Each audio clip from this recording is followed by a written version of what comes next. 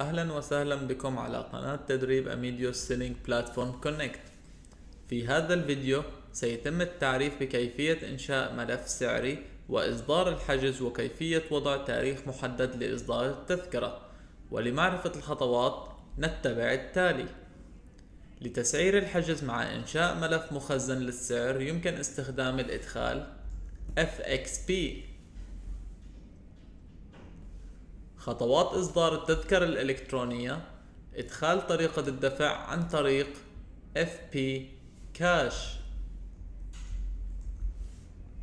إدخال العمولة عن طريق FM0، حفظ البيانات السابقة وإنهاء وإغلاق الحجز عن طريق RFER، إصدار التذكرة عن طريق TTP/RT. لطلب إعادة فتح الحجز مرة أخرى يمكن استخدام الأمر RT. ولإلغاء الحجز في نفس